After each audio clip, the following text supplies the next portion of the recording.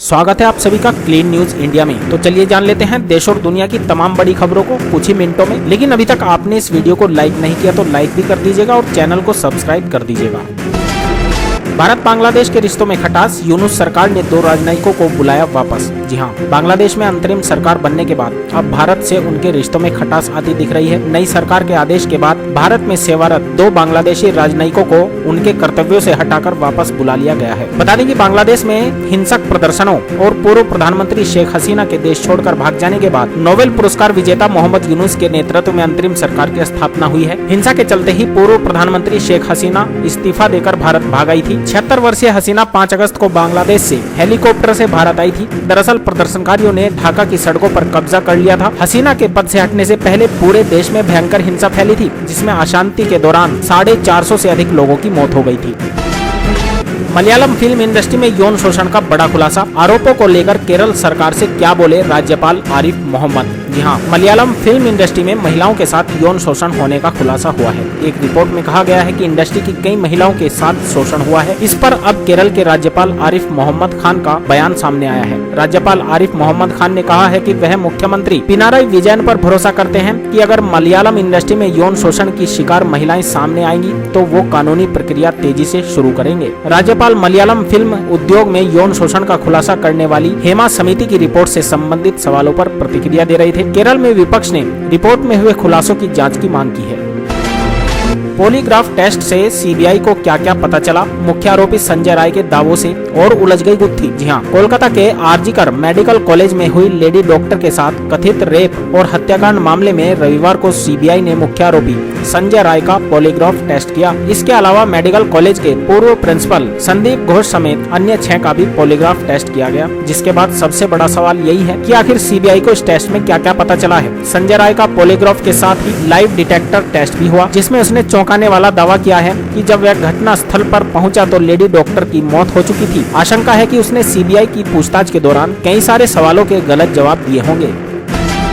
Kolkata doctor rape murder case पर भड़के आरिफ मोहम्मद खान, बोले यह बेहद शर्मनाक। जी हाँ, कोलकाता में प्रशिशु महिला डॉक्टर की दुष्कर्म के बाद हत्या मामले में केरल के राज्यपाल आरिफ मोहम्मद खान ने रविवार को अपनी प्रतिक्रिया दी। उन्होंने घटना को बेहद शर्मनाक बताया। उधर भारतीय जनता पार्टी ने घटना के विरोध में पश्चिम बंगाल में विरोध प्रदर्शन किया। वहीं मामले की जाँच कर रही सीबीआई ने कई ठिकानों पर छापेमारी भी की। आरिफ मोहम्मद ने कहा कि कठोर कानून अहम है, लेकिन इससे भी अधिक महत्वपूर्ण एक सामाजिक चेतना पैदा करना है जो महिलाओं के लिए सम्मान और आदर को बढ़ावा दे। यह देश, इसकी संस्कृति और इसका इतिहास इससे कहीं बेहतर व्यवहार का हकदार है। बता दें कि डॉक्टर 9 अगस्त को कोलकाता के आरजीकर मेडिकल कॉलेज और अस्पताल के सेमिनार हॉल में मृत पाई गई थी।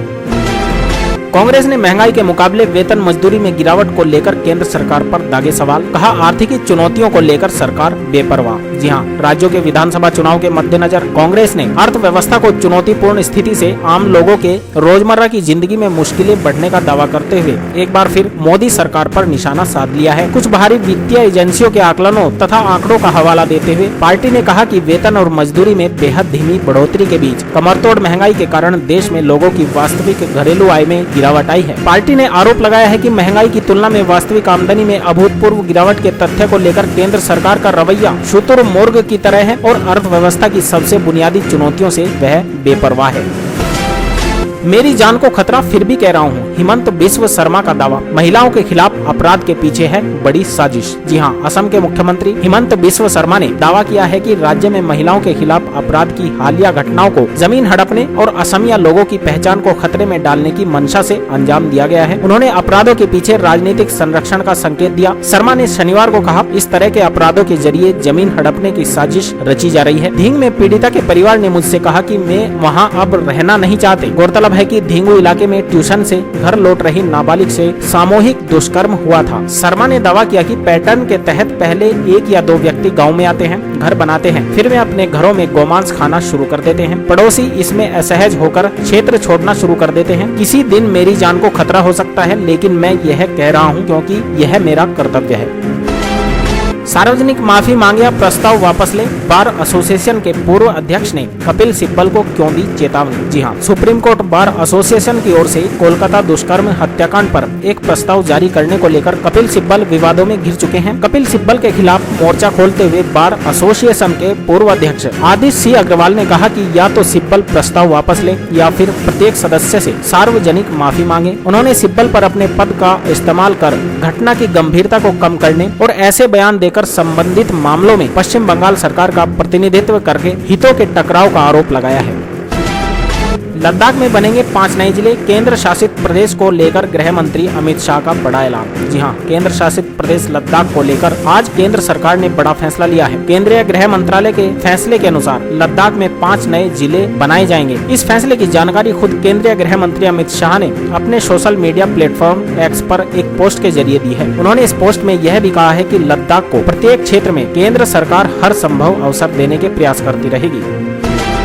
क्या है यूनिफाइड पेंशन स्कीम, सरकारी कर्मचारियों को क्या क्या मिलेंगे इसके लाभ, कौन जुड़ सकता है, जानिए सब कुछ। जी हाँ, केंद्र सरकार ने सरकारी कर्मचारियों के लिए बड़ा ऐलान करते हुए यूनिफाइड पेंशन स्कीम को मंजूरी दे दी है। केंद्रीय मंत्री अश्विनी वैष्णव ने शनिवार को इसकी जानकारी दी। इस स्कीम के तहत सरकारी कर्मचारियों को रिटायर होने के बाद सुनिश्चित पेंशन दी जाएगी। गौरतलब है कि केंद्र सरकार के कर्मचारियों की नई पेंशन योजना में सुधार की लंबे समय से मांग हो रही थी। अब सरकार ने मांग पूरी करते हुए यूनिफाइड पेंशन स्कीम का ऐलान कर दिया है। बता दें कि यूनिफाइड पेंशन स्कीम यानी एकीकृत पेंशन योजना सरकारी कर्मचारियों के लिए नई पेंशन योजना है। इसके तहत कर्मचारियों को रिटायरमेंट के बाद सुनिश्चित पेंशन दी जाएगी। महाराष्ट्र के किसानों के लिए बड़ी खुशखबरी, केंद्र सरकार ने 225 करोड़ रुपए का भुगतान करने का दिया निर्देश। जी हां, केंद्र सरकार महाराष्ट्र के किसानों के लिए बड़ी खुशखबरी लेकर आई है। केंद्र सरकार ने शनिवार को बीमा कंपनी को महाराष्ट्र के परभणी जिले के लगभग 2 लाख किसानों को 225 करोड़ रुपए तक के लंबित दावों का भुगतान 1 हफ्ते के अंदर करने का निर्देश दिया है। बता दें कि यह आदेश केंद्रीय कृषि मंत्री शिवराज सिंह चौहान की 21 अगस्त को नांदेड़ में किसानों के साथ बातचीत के बाद आया है, जहां लंबित सोयाबीन फसल बीमा दावों के मुद्दे उठाए गए थे। मायावती को टिप्पणी पर लेकर बड़ा विवाद, अखिलेश बोले बीजेपी विधायक पर दर्ज हो केस, चौधरी का पलटवार, बोले याद है गेस्ट हाउस कांड। जी हां, समाजवादी पार्टी प्रमुख अखिलेश यादव ने कहा है कि बसपा प्रमुख मायावती के खिलाफ टिप्पणी करने के लिए भाजपा विधायक राजेश चौधरी के खिलाफ मानहानि का मुकदमा दर्ज किया जाना चाहिए। शुक्रवार को अखिलेश यादव द्वारा एक्स पर साझा किए गए एक समाचार चैनल के वीडियो में मथुरा जिले के मांड क्षेत्र में भारतीय जनता पार्टी के विधायक चौधरी को यह कहते हुए सुना जा सकता है कि इसमें कोई संदेह नहीं है कि मायावती 4 बार यूपी की मुख्यमंत्री रही हैं और यह हम ही थे जिन्होंने उन्हें पहली बार मुख्यमंत्री बनाया था। हमने वह गलती की। चौधरी ने वीडियो में आरोप लगाया कि मायावती उत्तर प्रदेश की सबसे भ्रष्ट मुख्यमंत्री रही हैं। अभिनेत्री के विवादित बयान से बीजेपी ने कसा किनारा, कंगना रनौत के बयान को बताया निजी। जी हां, भारतीय जनता पार्टी ने सोमवार को अभिनेत्री व सांसद कंगना रनौत के उस बयान से असहमति जताते हुए किनारा कर लिया, जिसमें उन्होंने कहा था कि पंजाब में किसान आंदोलन के नाम पर उपद्रवी हिंसा फैला रहे हैं और वहां बलात्कार तथा हत्या हो रही है। भाजपा के केंद्रीय मीडिया विभाग की ओर से जारी एक प्रेस विज्ञप्ति के मुताबिक पार्टी ने मंडी की सांसद को हिदायत दी है कि वह इस प्रकार के कोई बयान भविष्य में न दे। राष्ट्र से बढ़कर कुछ नहीं हो सकता, आगरा में बोले सीएम योगी आदित्यनाथ। जी हां, उत्तर प्रदेश के मुख्यमंत्री योगी आदित्यनाथ ने सोमवार को कहा कि राष्ट्र से बढ़कर कुछ भी नहीं हो सकता है। राष्ट्र तभी मजबूत होगा जब हम सब एक होंगे, बटेंगे तो कटेंगे। बांग्लादेश में देख रहे हैं ना, वो गलतियां यहाँ नहीं होनी चाहिए। एक रहेंगे, नेक रहेंगे, सुरक्षित रहेंगे और समृद्धि की पराकाष्ठा तक पहुँचेंगे। सीएम योगी ने राधे राधे कहकर जनसभा में मौजूद लोगों को श्री कृष्ण जन्माष्टमी की शुभकामनाएं दी। उन्होंने राष्ट्रवीर दुर्गादास राठौर को नमन कर वहाँ मौजूद सभी लोगों का अभिनंदन किया। उन्होंने कहा, मुझे लगता है कि 10 सालों से यह मूर्ति मेरा इंतजार कर रही थी। जन्माष्टमी पर दिखाई दी हिंदू मुस्लिम भाईचारे की मिसाल, मुस्लिम कारीगरों ने सजाए राधा कृष्ण के पोशाक। जहां मथुरा और वृंदावन की गलियों में जन्माष्टमी के पावन अवसर पर एक विशेष दृश्य देखने को मिलता है। यहाँ के मुस्लिम कारीगर भाईचारे की अनोखी मिसाल पेश करते हुए राधा कृष्ण की पोशाक बनाते नजर आते हैं। ये कारीगर कई पीढ़ियों से अपने हुनर और समर्पण के साथ भगवान श्री कृष्ण के जन्मोत्सव को भव्य बनाने में अहम भूमिका निभा रहे हैं। आपको बता दें कि मुस्लिम कारीगरों द्वारा बनाए वस्त्र केवल स्थानीय बाजारों तक सीमित नहीं है, बल्कि इन्हें देश के साथ साथ विदेशों में भी सराहा जाता है। पोशाक की बारीकियों और सुंदरता के पीछे कारीगरों की दिन रात की मेहनत छिपी होती है और एक पोशाक को तैयार करने में लगभग 4 से 5 दिन लगते हैं, जिसमें कारीगर अपनी पूरी निपुणता और समर्पण झोंक देते हैं। यूपी में भी लागू हो सकती है यूनिफाइड पेंशन स्कीम, 17 लाख कार्मिक को मिलेगा फायदा। जी हां, केंद्रीय मंत्रिमंडल ने 1 जनवरी 2004 के बाद सेवा में शामिल होने वाले 23 लाख सरकारी कर्मचारियों के लिए राष्ट्रीय पेंशन प्रणाली के तहत वेतन का 50% हिस्सा सुनिश्चित पेंशन के रूप में दिए जाने को शनिवार को मंजूरी दी। उत्तर प्रदेश के मुख्यमंत्री योगी आदित्यनाथ ने इस योजना को मंजूर करने के लिए केंद्र सरकार की सराहना की। अब केंद्र की तर्ज पर जल्द ही उत्तर प्रदेश में भी यूनिफाइड पेंशन स्कीम यानी कि यूपीएस लागू हो सकती है। करीब 17 लाख कर्मियों को सरकार की इस योजना का लाभ मिलेगा।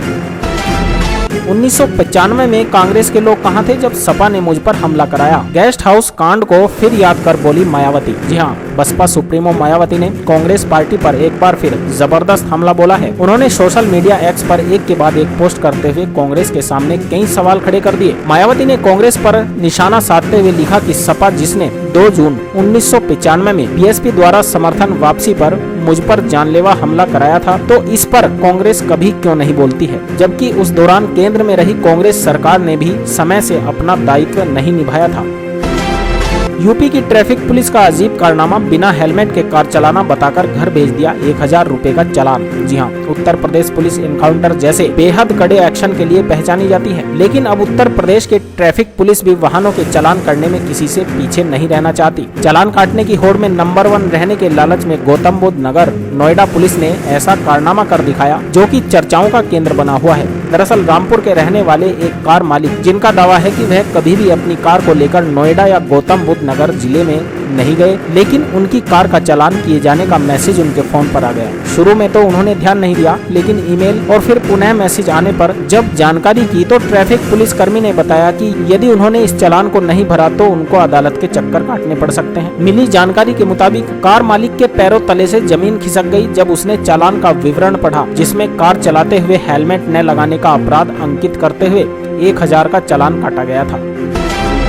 बांग्लादेश में हिंदुओं पर हो रहे अत्याचार पर विपक्ष खामोश, सीएम योगी बोले उन्हें वोट बैंक की है चिंता। जी हां, उत्तर प्रदेश के मुख्यमंत्री योगी आदित्यनाथ ने किसी दल का नाम लिए बगैर तंज कसते हुए कहा कि बांग्लादेश में हिंदुओं पर हो रहे अत्याचार पर तुष्टीकरण की राजनीति करने वाले मौन साधे हुए हैं, जबकि ये किसी दूसरे देश में अल्पसंख्यकों पर दुर्व्यवहार पर तुरंत प्रतिक्रिया व्यक्त करते हैं। श्री कृष्ण जन्माष्टमी समारोह का उद्घाटन करते हुए उन्होंने कहा, जिन्होंने आज चुप्पी साध रखी है मैं बोल भी नहीं सकते, क्योंकि यदि मैं बोलेंगे तो उनके पैरों के नीचे से जमीन खिसक जाएगी। बांग्लादेश में संतों पर भी अत्याचार हो रहा है, जबकि बांग्लादेश को एक राष्ट्र बनाने में भारत की बहुत बड़ी भूमिका है। उन्होंने कहा कि जो लोग दुनिया के अंदर हर मुद्दे पर मुखर होते हैं, उनके सबके मुंह बांग्लादेश की घटना पर बंद हैं, क्योंकि उन्हें वोट बैंक खिसकने का भय है।